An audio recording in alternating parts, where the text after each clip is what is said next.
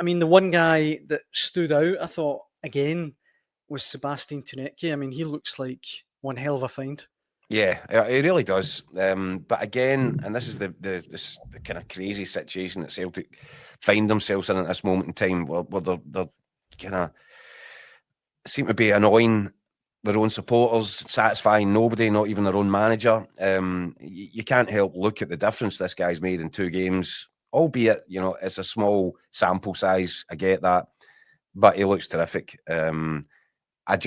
I love seeing it's almost like a throwback. Gets the ball at his feet, and the first thing in his head is, "Can I beat my man? Can I do something? Can I hurt? How do I hurt the opposition?" Mm-hmm. And it happens. It's not just every now and again. It is every time he gets the ball, his first thought is, "How can I do some damage here?" He's got really nice close control, a good turn of pace. His goal today was excellent. Great link up with Iheanacho for Celtic's third, which really killed the thing as a spectacle. A minute into the second half, but he looks really, really good. If he can, and what we don't know yet is there a level of consistency there? Will some wingers go a bit hot and cold? But for his first 2 games in a Celtic shirt, he's been outstanding in both of them. Yeah. Exactly what Celtic needed. And as I was going to say, had he been playing against Almaty, I know this is one of these arguments, and this is one of the things that Celtic fans, and I think quite rightly, because you're not talking about fortunes here. No. They got him for just over 5 million. Even if they had to push the boat out to get him in earlier and spend 6 or another 500,000, that would have been worth it, because Celtic would have been better tooled up to go into these Champions League qualifiers. And if you look at the way that he's played in these 2 games, I find it hard to believe that he wouldn't have caused some serious problems and over the course of 2 legs against the Kazakhstanis. So that even when they're getting things right, they're getting things wrong, if you know what I mean. And that just heightens the sort of frustrations and the level of toxicity between the stands and the boardroom right now for Celtic. Mm-hmm. We've got comments coming in. If you want to get involved in the conversation, please do so. Mark says Tounekti's so good, he made Yang look good too. Timmy says we look great, by the way, Keith, which is lovely. Tounekti will go for 30 million. And Frank says he's a little like Jota, continually wanting to go forward and take a player on. I think when you look at Celtic today, there's the things to feel good about. There's a lot of them, and they're very good. There's also some worrying elements, not just entirely the protests and what impact that might have over the period, if it has an impact on the players, because the fans are still getting behind the team. Yeah. But I thought some of the stuff at the back today was, and I don't wish to be hard on Partick Thistle, because I actually thought they kept plugging away, and they certainly approached the game in the right manner. They try to play football.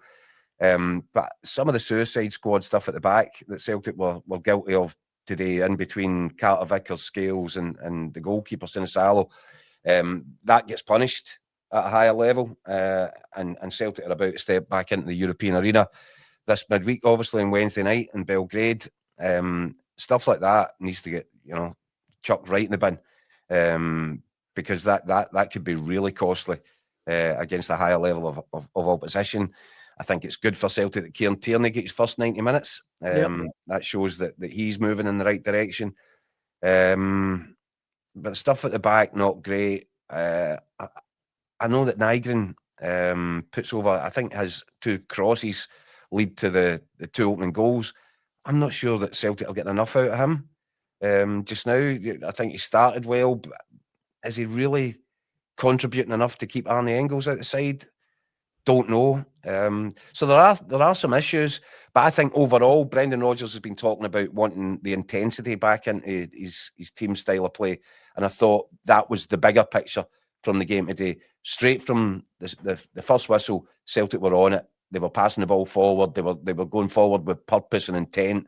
I think they had 3 shots in the opening 5 minutes, all of which sailed well over the crossbar. But the point is, that in Brendan Rodgers' mind, I think, is a lot more like the Celtic identity that he's been looking for, and which hasn't always been there this season so far.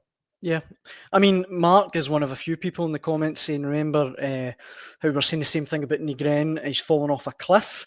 But just Celtic overall, Keith, does it speak volumes about Brendan Rodgers' ability as a manager that these protests don't seem to really touch the team, affect them at all?